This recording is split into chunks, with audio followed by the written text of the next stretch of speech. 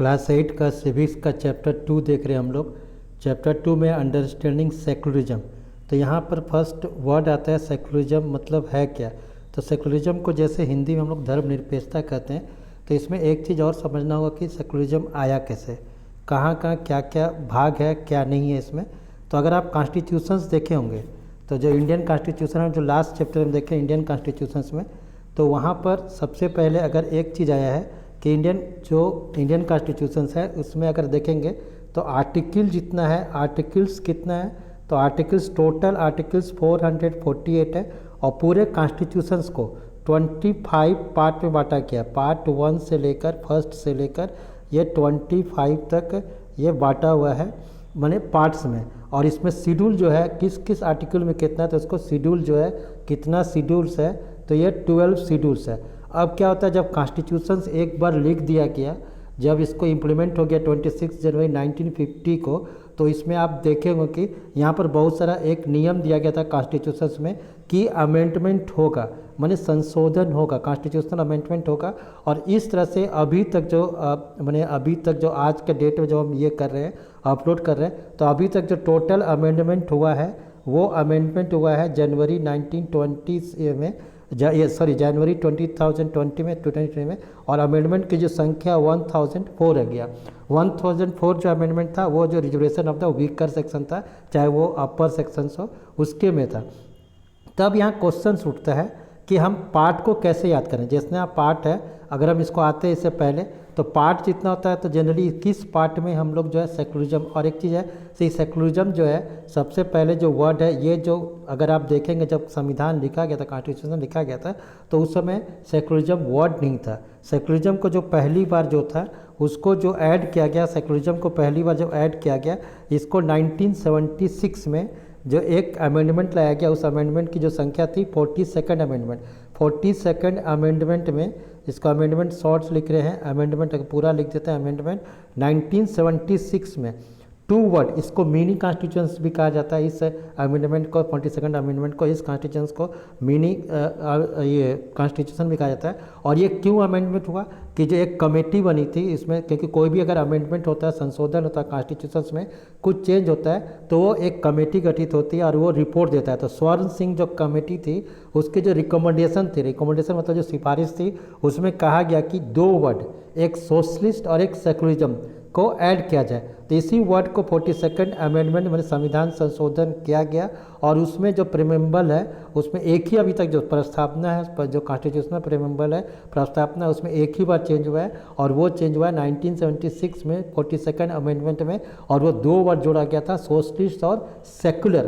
तो सोशलिस्ट और सेकुलर, तो यहाँ पर बात हो गया। इसलिए इस जो 42nd अमेंडमेंट को हम लोग मिनी कॉन्स्टिट्यूशंस भी कहते हैं। अब यहाँ पर देखना है कि मिनी कॉन्स्टिट्यूशन तो हो गया। अब यहाँ पर हम कैसे, मतलब कि इसको याद रखेंगे, सबसे पहले सेकुलरिज्म याद करने से पहले कि हम कैसे, कितना पार्ट है। ऐसे टोटल जैसे हम बताया कि टोटल जो कॉन्स्टिट्यूशन है, जो पार्ट है 25 है, तो हम किस तरीके से याद करेंगे।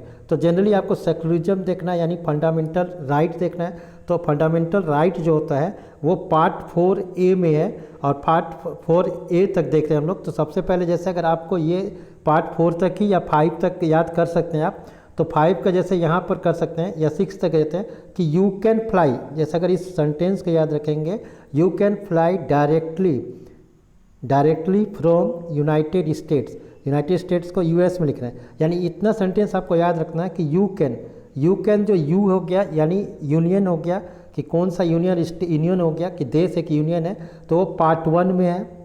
फिर उसके बाद कैन का जो पहला वर्ड है C है, तो यानी पार्ट 2 में सिटीजनशिप है। फिर उसी तरह से जैसे एफ आ गया, एफ हो गया, तो जब सिटीजनशिप मिलेगा तो पार्ट 3 या फंडामेंटल राइट्स होगा, यानी फंडामेंटल जो आपको राइट्स है उसमें, मतलब कि पार्ट 3 में है। फिर उसके बाद जाके आपको जैसे डायरेक्टली, यानी फंडामेंटल डायरेक्टिव प्रिंसिपल्स होगा कि राज्य का कितना डायरेक्टिव्स है, तो वो प्रिंसिपल्स है, राज्य को क्या क्या ड्यूटीज़ देना है, ये सिद्धांत है। ये तो ये डायरेक्टिव्स हो गया। और यहाँ एफ हो गया, तो ये हो गया पार्ट 4 हो गया। और पार्ट जो माने कि ये 4 जो ये 4 है ये, और ये जो ऐप है पार्ट 4 है जो एडिट किया था, यानी फंडामेंटल ड्यूटीज़ कि क्या क्या हमको ड्यूटी भी होना चाहिए। जब मेरे पास राइट होगा तो ड्यूटी भी होगा, और अगर इस यूज़ से करेंगे तो ये यूनियन के बारे में दिया, कितना इस यूनियंस है देश है और उसमें कितना स्टेट है, तो इसके बारे में चर्चा किया गया। तो ये पार्ट 7 तक आप इसको याद कर सकते हैं। अब आते हैं कि सेकुलरिज्म में। सेकुलरिज्म में देखेंगे तो सेकुलर मतलब होता क्या था, धर्म निरपेक्षता, यानी सेकुलर मतलब कि न्यूट्रल, कि आपको 2 वर्ड से बना हुआ है। अगर सेकुलरिज्म को देखेंगे तो इसका मतलब होता है न्यूट्रल प्लस इम्पार्शियल, कि न्यूट्रल प्लस इम्पार्शियल, कि आपको न्यूट्रल होना है और इम्पार्शियल रहना है, कि किसी भी धर्म नहीं आता है। ऐसे जैसे हम लोग कहते हैं कि सेकुलर स्टेट, तो अगर इस तरह से देखेंगे तो ऐसे 3 तरह का गवर्नमेंट होती है, लेकिन हम यहाँ पर चर्चा करते हैं कि जहाँ पर जैसे एक होता है थियोक्रेटिक स्टेट। जैसे थियोक्रेटिक स्टेट में जहाँ अगर देखेंगे तो अगर ये जैसे थियोक्रेटिक स्टेट अगर इसको देखेंगे तो एक प्रकार का जैसे सेकुलर स्टेट और एक होता है थियोक्रेटिक स्टेट। थियोक्रेटिक स्टेट में क्या है कि वन रिलीजन को वहाँ पर इंपॉर्टेंस दिया था, कि वहाँ एक ऑफिशियल रिलीजन होता है, वन रिलीजन होता है, और उसको कहा दिया जाता है कि वो गवर्नमेंट कहता है कि हम इस धर्म को मानते हैं। जैसे UAE हो गया, पाकिस्तान हो गया, श्रीलंका हो गया, और ऐसे बहुत सारे कंट्रीज़ हैं जो एक रिलीजन्स को मानते हैं, जिसको हम लोग थियोक्रेटिक स्टेट कहते हैं। लेकिन कुछ जो सेकुलर स्टेट है, सेकुलर स्टेट जैसे दूसरा होता है सेकुलर स्टेट, तो सेकुलर स्टेट में क्या होता है कि अगर उसमें जो है कोई भी जो रिलीजन्स है वो कोई रिलीजन्स को इम्पोर्टेंस नहीं देगा, सारे रिलीजन्स को एक ही मान्यता देगा, एक ही इक्वल इम्पोर्टेंस देगा। तो इसको हम लोग कहते हैं, जैसे अगर देखते हैं USA अमेरिका हो गया या फिर इंडिया हो गया, और बहुत सारे कंट्री है जहाँ पर एक मैंने किसी भी धर्म को उतना इंपॉर्टेंस नहीं देता है।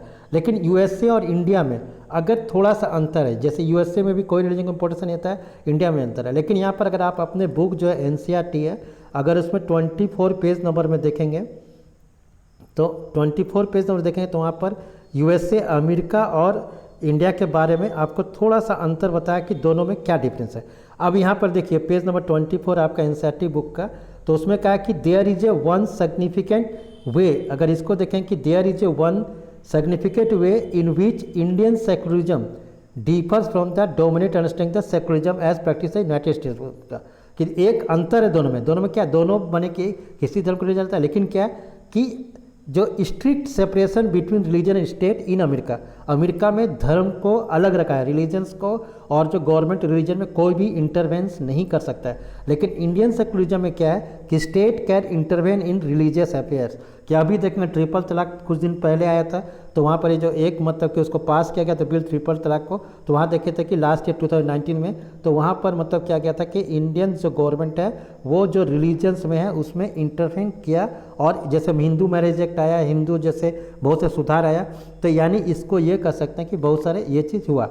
अब हम लोग इससे पहले जब आए तो इससे पहले नोट्स में आते हैं, नोट्स में देखते हैं, तो यहाँ पर नोट्स में देखने की सेकुलरिज्म मतलब क्या हो गया। तो यहाँ पर जैसे बताया कि सेकुलरिज्म क्या हो गया कि refers this separation of religion from the state. तो ये पर्टिकुलर अगर इसको डिफिनेशन देखें तो अमेरिका में है कि कोई भी डायरेक्ट रिलीजन, धर्म और स्टेट का मतलब कि सेपरेशन है, कोई भी इम्पोर्टेंस नहीं देता है USA कि क्या हो रहा है। लेकिन क्यों सेपरेशन जरूरी है, ये यहाँ पर क्वेश्चन होता है कि why is it important to separate religion from the state. तो the separation of religion from state power is important for a country to function democratically, कि वो किसी एक धर्म को मतलब कि वो इम्पोर्टेंस नहीं दे और वो पूरे देश को अच्छा से चला सके। Almost all country of the world will have more than one religious group living in them, कि एक से ज़्यादा कंट्री होता है कि जहाँ पर मतलब कि बहुत सारे एक से ज़्यादा धर्म के लोग रहते हैं, तो इसलिए हमको वहाँ पर सब धर्म को एक ही इंपॉर्टेंस देना था। तो also we need to protect the freedom of individual to preach the religion of their choice, कि वो अपने पसंद से कोई भी धर्म को मान ले। यानी एक डिफिनेशन ये देख रहे हैं कि यहाँ पर सीधा सेकुलरिज्म का क्या हो गया कि separation of religion from the state. अब यहाँ पर रिलीजन जैसे हम पहले ही शुरुआत में नोट्स में बताया था कि न्यूट्रल एंड इम्पार्शियल, कि शुरुआत में बोले थे कि सेकुलरिज्म मतलब सेकुलर मतलब कि न्यूट्रल, कोई कंट्री जो है वो न्यूट्रल हो, सभी को एक जैसा देखे, और इम्पार्शियल किसी को बढ़ावा नहीं देखे। And what is Indian secularism, Indian secularism क्या चीज़ है, तो हम जैसे पहले ही बताया था कि इसको 42nd अमेंडमेंट 1976 में जोड़ा गया था और इसको सोशलिस्ट वर्ड के साथ जोड़ा गया था। अकॉर्डिंग टू द कॉन्स्टिट्यूशन जो संविधान लिखता है कि one religious community does not dominate other, कि एक धर्म जो है दूसरे धर्म पे डोमिनेट नहीं करेगा, और अगर उसी धर्म का है तो उसको some members of the dominate other members of the same religion community. जैसे अगर इंडियंस में जैसे हिंदू में देखते हैं तो पहले उसमें जाति विशेष से किसी को मंदिर नहीं घुसने दिया जाता था, तो इस तरह का भी घटना कॉन्स्टिट्यूशन नहीं मानता था। Indian state is not ruled by the religious group, और जो भारत देश है वो किसी एक धार्मिक ग्रुप से शासन नहीं करेगा, यानी कोई भी अगर रिलीजियस ग्रुप है तो वो उसकी सरकार नहीं बन सकती है। फिर फोर्थ है कि India government space like law court, चाहे कोर्ट हो, जैसे कोर्ट हो या फिर पुलिस स्टेशन हो, गवर्नमेंट स्कूल्स हो, वहाँ पर कोई भी डिस्प्ले या कोई भी बोर्ड ऐसा एक धर्म का नहीं लगे रहेगा। जनरली आप देखते हैं कि अगर कोर्ट चल जाएंगे तो वहाँ गांधी जी दिखेंगे और वो चुपचाप है, तो इस तरह से फोटो रहेगा, लेकिन कोई एक रिलीजन का नहीं रहेगा। In order to respect the sentiment of all religious not intervene with religious practice the state makes certain exception of particularism. जैसे अगर कुछ है तो सिख है, अगर उसको जैसे बाइक चलाते हैं तो आपको मतलब कि हेलमेट पहनना है, लेकिन सिख जो क्योंकि पगड़ी पहनता है तो दिक्कत होता है तो वो हेलमेट नहीं पहन सकता है। तो Indian secularism prevent the domination of majority in the minority, कोई माइनॉरिटी है तो उसको संरक्षण या सुरक्षा भी देता है। तो how Indian secularism differ from other democratic country, कैसे डिफर है, तो हम जैसे ही बताया कि अमेरिका का कि the strict separation religion in state in the America secularism, कि अमेरिका में बहुत अंतर है, वहाँ दोनों को अलग किया गया, जबकि इंडियन सेकुलरिज्म उसमें इंटरवेन कर सकता है। इंडियन कॉन्स्टिट्यूशन गारंटी दिया fundamental right is based on secular based principle, की फंडामेंटल राइट दिया। अब क्या क्या राइट दिया है तो इसको समझना होगा। तो फंडामेंटल राइट को सिर्फ हम ये देखते हैं कि जैसे हम पहले बताया कि आर्टिकल जो है 448 आर्टिकल है, तो इसमें हमको ये भी याद करते जाना है कि क्या क्या जैसे हमको फंडामेंटल राइट मिला। सबसे पहले ये करेंगे तो फंडामेंटल राइट कब से किस आर्टिकल तक लिखा गया। तो फंडामेंटल राइट जो है आर्टिकल 12 से लेकर 35 तक आर्टिकल में फंडामेंटल राइट का डिस्क्राइब किया है। इस तरह का आर्टिकल 448 है, तो 12 से लेकर 35 तक आर्टिकल्स का जो है फंडामेंटल आर्टिकल्स का, ये फंडामेंटल राइट्स का आर्टिकल में चर्चा किया गया। अब है कि राइट टू इक्वलिटी, तो ये किस आर्टिकल में चर्चा किया है, तो 14 एंड 15, आर्टिकल 14 और 15 में चर्चा किया राइट टू इक्वलिटी का। राइट टू इक्वलिटी, और ये हम पहले ही बताया किस पार्ट में आता है फंडामेंटल राइट, तो पार्ट 3 में आता है। किस में आता है, पार्ट 3। जैसे हम बताए थे कि यू कैन फ्लाई डायरेक्टली, तो यू से हो गया यूनियन, सी से हो गया सिटीजन, फ्लाई का जो पहला वर्ड एफ है तो फंडामेंटल राइट, यानी ये पार्ट 3 में आता है। फंडामेंटल राइट है describe in the article 12 to 35 part 3 of the Indian constitution. अब इसमें देखेंगे कि right to freedom, right to freedom किस आर्टिकल में आता है, तो अगर राइट टू फ्रीडम देखेंगे तो ये जो आर्टिकल आता है 19, 20, 21 कि सबको मैंने स्वतंत्रता है, चाहे वो बोलने का, एक्सप्रेस करने का, या कहीं भी शांतिपूर्ण से मैंने अपना जुलूस या असेंबली ये कर सकता है। फिर राइट अगेंस्ट एक्सप्लॉइटेशन कि शोषण के विरुद्ध भी हम लोग बोल सकते हैं, लेकिन ये किस आर्टिकल में है, तो इसको भी याद रखिएगा 23 आर्टिकल और 24 जो है राइट अगेंस्ट एक्सप्लॉइटेशन को चर्चा करता है। फिर right to freedom to religions, freedom of religions, तो ये फ्रीडम मैंने कोई भी धर्म मानने का, जो सेकुलरिज्म जैसा ही बात कर रहे थे, तो यही राइट है कि right to freedom of religion. अभी किस आर्टिकल में चर्चा किया गया, तो यहाँ 4 आर्टिकल है, देखिएगा 25, 26, 27, 28, यानी 4 आर्टिकल लगा इसका चर्चा करने में कि कोई भी किसी भी माने धर्म को मान सकता है। फिर कल्चरल एंड एजुकेशनल राइट कि कोई भी अपना कल्चरल को माने कि कल्चर को प्रिजर्व करके रख सकता है, और ये जो आर्टिकल है 29 और 30 में इसकी चर्चा है। और the right to constitutional remedies, अगर किसी को फंडामेंटल राइट नहीं मिल सकता है तो उसको लागू करने के लिए वो कोर्ट भी जा सकता है, और इसकी चर्चा जो अंतिम है आर्टिकल 32 में दिया गया। किसमें गया, आर्टिकल 32 में दिया गया, इसकी चर्चा किया गया। इसी तरह से फंडामेंटल ड्यूटीज़ है, तो जैसे अगर हमको कुछ माने जैसे फंडामेंटल ड्यूटी जैसे हम बताया था कि यू कैन फ्लाई डायरेक्टली मतलब क्या हो गया कि डायरेक्टिव प्रिंसिपल सरकार को क्या क्या काम करना है। और फ्रॉम मतलब एफ जो हो गया फंडामेंटल ड्यूटी, यानी इसकी जो फ्रॉम मतलब 4A, फंडामेंटल ड्यूटी किसमें आता है 4A, तो फंडामेंटल ड्यूटीज़ जो पार्ट 4A में आता है, और इसको भी जो फंडामेंटल ड्यूटी है 1976 में ही इसी मैंने कॉन्स्टिट्यूशन में अमेंडमेंट करके लाया गया था। अब इसको याद रखिए 1976 में 42nd amendment, 43rd amendment, 44 amendment, तीनों अमेंडमेंट हुआ था, इसलिए इसको मिनी कॉन्स्टिट्यूशन भी कहा सकता है। तो फंडामेंटल ड्यूटी क्या है कि हमको जो नेशनल फ्लैग है उसको मैंने कि सम्मान देना होगा, मैंने to avoid by the constitution respect the its ideal institution, उसको ये देना होगा। फिर to cherish and follow the noble ideas कि नोबल जो आइडियाज़ है उसको ये करना है। To uphold and protect sovereignty of the country कि या इंडिया का जो संप्रभुता है उसको बचाना और बचा रखना है। To defend our country render natural service is called upon to do so कि हमको जब जरूरत पड़े तो देश की सेवा करना है। तो इस तरह से या प्रमोट हारमोनी भाईचारा हमको प्रदान करना होगा, कॉमन ब्रदरहुड भाईचारा के साथ जो सबको एक जैसा मानना पड़ेगा। फिर to value and preserve the rich heritage of our composite culture, कि जो हेरिटेज है उसको सुरक्षा करना होगा। To protect and improve natural environment, जो प्राकृतिक पर्यावरण है उसको सुरक्षित करना होगा, चाहे जंगल हो, झरना हो, नदी हो, वाइल्ड लाइफ हो, इसको हमको सेव करना होगा। फिर डेवलप द साइंटिफिक टेम्पर, यानी हमको अपने वैज्ञानिक टेम्पर या ह्यूमनिज्म मानवता को भी ये मैंने हम अपने में रिफॉर्म और सुधार करना होगा। To safeguard the public property and the absorb violence, कि हम पब्लिक प्रॉपर्टी जितना भी उसको सुरक्षा करना है, रक्षा करना है, और हम लोग अहिंसा नहीं करेंगे। To strive toward excellent all sphere of individual collective activity, तो इस तरह से यहाँ पर ये जो खत्म होता है, यानी सेकुलरिज्म आप वर्ड जो समझ लेंगे कि जो सेकुलरिज्म का एक सीधा सा मतलब ये समझ सकते हैं कि सेकुलरिज्म क्या बताया आपको, कि जो constitution of democratic country is one where the state is secular. Secular means कि मीन्स जो जैसे दो वर्ड बताए थे, न्यूट्रल एंड इम्पार्शियल, तो यहाँ पर ये हो गया, यानी secularism refers to the separation of religion from the state. अब यहाँ पर कुछ आप जो बुक पढ़ेंगे तो कुछ आएगा, उसके अनुसार हम क्वेश्चन दिए हैं कि when was law passed by French government banning religious symbol in school, कि फ्रेंच गवर्नमेंट ने कब पास किया कि जो रिलीजियस सिंबल है, धार्मिक जो सिंबल है वो स्कूल में यूज़ नहीं किया जाएगा। व्हाट वाज इट्स इम्पैक्ट, तो 2004 फरवरी में फ्रांस जो है एक कानून लॉ पास किया स्टूडेंट के लिए कि कोई भी ऐसा चीज़ वो नहीं पहनेगा जो कि धर्म से ये हो, धर्म या राजनीतिक साइन हो, जैसे इस्लामिक हेड स्क्राफ हो गया, या जूइस स्क्राफ हो गया, लास्ट क्रिश्चियन क्रॉस हो गया, जैसे हम लोग पहनते हैं एक धर्म का, हनुमान जी का कुछ मूर्ति पहन या जिस क्राइस्ट का, तो उस तरह का उसको बैन लगा दिया। तो this laws encountered lot of resistance from the immigrants who are mainly from the former French colony Algeria and Tunis, तो इसका प्रभाव पड़ा। What are the 3 objective of secular state, तो 3 ऑब्जेक्टिव हम बता दिए, जैसे नोट्स में भी था पहले, तो ये तीनों आप देखेंगे नोट्स में भी लिया हुआ है, तो ये आंसर होगा।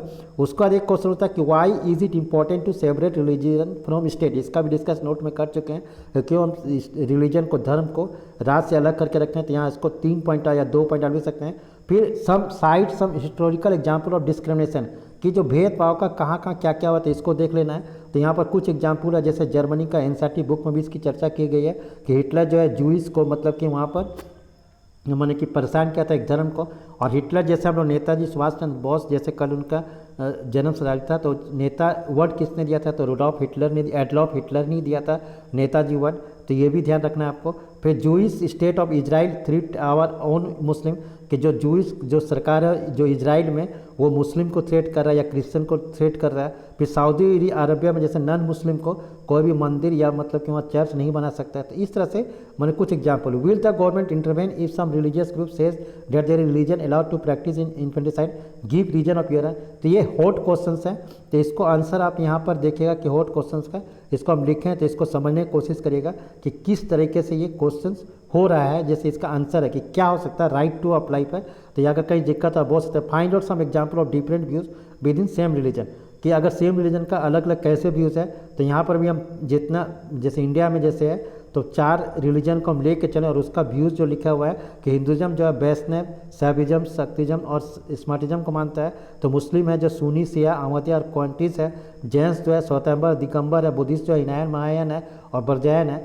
तो how does the Indian constitution ensure it's objective of secular state, तो 3 पॉइंट जैसे पहले भी था क्वेश्चन सिर्फ घुमा दिया गया है। तो इस तरह से क्वेश्चन नंबर 8 है कि look up the annual calendar, ये annual calendar holiday of your school, how many of them pertain of different religion, what does indicate, कि जैसे रिलीजन्स है, हॉलीडेज है, तो हिंदू का ये सब है, मुस्लिम का इतना पर्व दिया हुआ है, तो क्या इसके बारे में तुम्हारे या सिख का दिया हुआ है। तो this indicate India is secular state when where religion freedom granted to its religion equally respected, तो सभी धर्म को इंपॉर्टेंट दिया था। और ये जो कैलेंडर ये छुट्टी का दिया हुआ है कि इसको इस दिन छुट्टी रहेगा और इसको हॉलीडेज रहेगा, तो यानी सभी धर्म को माना जा रहा है। तो इस तरह से ये चैप्टर खत्म होता है। Thank you.